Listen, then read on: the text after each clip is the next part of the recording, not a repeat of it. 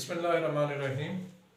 Pattern 5 हम discuss कर रहे हैं। इससे पहले पैटर्न 4 में हमने कहा था कि सेंटेंस जो है वो वर्ब के लिहाज से आगे जो है उसको हम बिल्ड करते हैं। सेंटेंस बिल्डिंग में कौन सा स्ट्रक्चर लेना है ये हम पे डिपेंडेंट है। तो इसमें भी तकरीबन कमो बेश मैंने एग्जांपल्स वही रखी हैं जो इससे पिछली लेक्चर में थी, ताकि आपको ये पता चले कि वही बात हम इस स्ट्रक्चर में करना चाहें तो किस तरीके से हम सेंटेंस को बिल्ड कर लेते हैं। इससे पहले में हमने सब्जेक्ट, वर्ब, इंडायरेक्ट ऑब्जेक्ट और डायरेक्ट ऑब्जेक्ट्स को इस्तेमाल करके वही बात की थी, और अब हम subject, verb, direct object, preposition और ऑब्जेक्ट ऑफ प्रपोजिशन को इस्तेमाल करके वही बात कर रहे हैं। तो लिहाजा एक ही बात करने के मुख्तलिफ स्टाइल होते हैं, स्टाइलिस्टिक्स इसको कहते हैं, लेकिन हर स्टाइलिस्टिक में सेंटेंस स्ट्रक्चर स्टाइल के मुताबिक इस्तेमाल करना पड़ता है।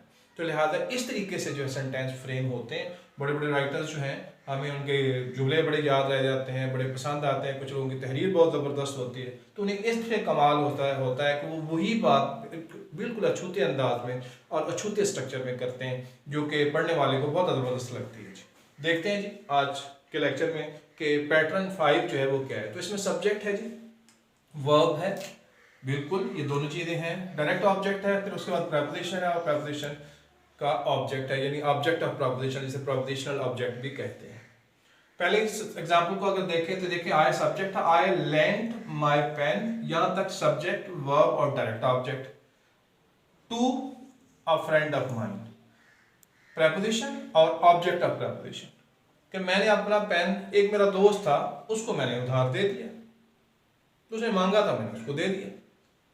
तो यही बात हमने इसे पिछले स्ट्रक्चर में भी की थी, सब्जेक्ट, वर्ब, इंडायरेक्ट ऑब्जेक्ट। हमने कहा था आई लेंट हिम माय पेन, अब हिम में हमने इंडायरेक्ट ऑब्जेक्ट डाल दिया और द डायरेक्ट ऑब्जेक्ट को यहाँ पे डाल दिया था। देखिए बात हम वही कर रहे हैं लेकिन एक और अंदाज से, एक और स्टाइल के साथ। तो लिहाजा इसको किस तरह देखने बिल्ड कर लिया हमने, सेंटेंस कंप्लीट है, वो भी सेंटेंस बिल्कुल ठीक है, ये सेंटेंस भी बिल्कुल ठीक है। तो लिहाजा आप देख लें कि ये सब्जेक्ट है, ये वर्ब है, डायरेक्ट ऑब्जेक्ट है, प्रपोजिशन है और ऑब्जेक्ट ऑफ प्रपोजिशन। दूसरे में देखें द टीचर गेव होमवर्क, हमने कहा था ना द टीचर, इससे प्रीवियस पैटर्न 4 में हमने कहा था the teacher gave us the homework. तो उसमें हमने कहा था कि इसमें अस जो है ये इंडायरेक्ट ऑब्जेक्ट और होमवर्क डायरेक्ट ऑब्जेक्ट है, यही हमने किया था। अब देखिए उसी बात को हमने इस तरह फ्रेम कर दिया, the teacher gave homework to, preposition आ गया ऑल ऑफ अस, यानी प्रपोजिशन और ऑब्जेक्ट ऑफ प्रपोजिशन आ गया। Subject, verb, direct object, preposition और ऑब्जेक्ट ऑफ प्रपोजिशन या प्रपोजिशनल ऑब्जेक्ट जिसे हम कहते हैं, वो इस कंस्ट्रक्शन में आ जाता है। अब नेक्स्ट एग्जांपल में देखेंगे we have paid, verb, helping verb और मेन वर्ब की कैटेगरी में ही आएंगे। द मनी डायरेक्ट ऑब्जेक्ट है, टू प्रोप्राइटर को हमने पैसे देने थे, वो हम दे चुके हैं, ठीक है जी। तो ये आपकी प्रपोजिशन और ये ऑब्जेक्ट ऑफ प्रपोजिशन, यानी उस मेन फ्रेम का जो स्ट्रक्चर है उसको हम वायलेट कहीं नहीं कर रहे। आप एनालाइज करके साथ साथ बता भी रहा हूं कि देखिए उसको हम वायलेट नहीं कर रहे।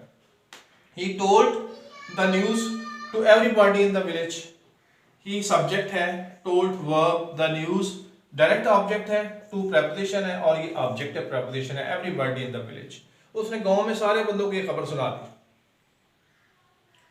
नेक्स्ट में अगर हम देखेंगे ही प्रॉमिस्ड, उसने वादा किया, सब्जेक्ट, वर्ब, मी डायरेक्ट ऑब्जेक्ट, किस चीज का, टू प्रोवाइड द हेल्प, कि वो हमें मदद फराहम करेगा, टू प्रपोजिशन है और provide the help object of preposition, ठीक है। ये प्रपोजिशनल फ्रेज है बेसिकली, जिसमें प्रपोजिशनल फ्रेज में प्रपोजिशन भी होती है और ऑब्जेक्ट ऑफ प्रपोजिशन भी होते हैं, ठीक है जी।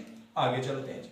I have bought the watch, I have bought the watch for my sister, मैंने अपनी सिस्टर के लिए, हमने इस पिछले एग्जांपल में, पिछले टेबल में ही ये जो है सब्जेक्ट, वर्ब, डायरेक्ट ऑब्जेक्ट और इनडायरेक्ट ऑब्जेक्ट के साथ यही सेंटेंस लिखा था। अब हम देखिए इस कंपोजिशन के साथ लिख रहे हैं।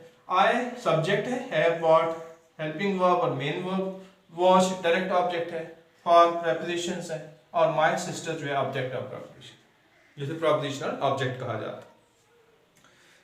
लास्ट एग्जांपल में देखें mister Rahman sold, subject, verb, his car direct object, to preposition और मैन फ्रॉम लाहौर, और मैन फ्रॉम लाहौर जो है प्रपोजिशन का ऑब्जेक्ट है, जिसे ऑब्जेक्ट ऑफ प्रपोजिशन कहा जाता है।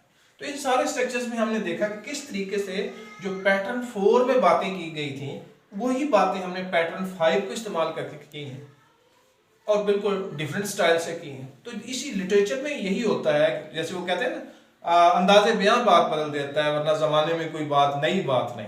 तो बिल्कुल कोई नई बात नहीं की, वही एग्जांपल्स हमने उठाई हैं, लेकिन देखें स्ट्रक्चर चेंज करने से उनका तासुर ही बदल जाएगा। तो बिल्कुल इसी तरीके से इंग्लिश में ये तकरीबन 20 और 22 के करीब इस तरह के स्ट्रक्चर जो है इस्तेमाल किए जाते हैं। इसका मतलब ये है कि एक ही सेंटेंस को 20-22 तरीकों से फ्रेम किया जा सकता है। अब ये राइटर पे डिपेंड करता है, कंपोजर पे डिपेंड करता है। आप लेटर लिख रहे हैं, ऐसे लिख रहे हैं, स्टोरी लिख रहे हैं, आप पे डिपेंड करता है कि आप कौन सा स्ट्रक्चर जो है लेना चाहते हैं। लेकिन जो भी स्ट्रक्चर आप यूज़ करेंगे इंप्रेसिव होना चाहिए और वो सूट करना चाहिए आपके वर्क को। वर्क के लिहाज से हमें वो स्ट्रक्चर पिक करना होता है और उसके मुताबिक हमने यूज़ करना होता है। Thank you.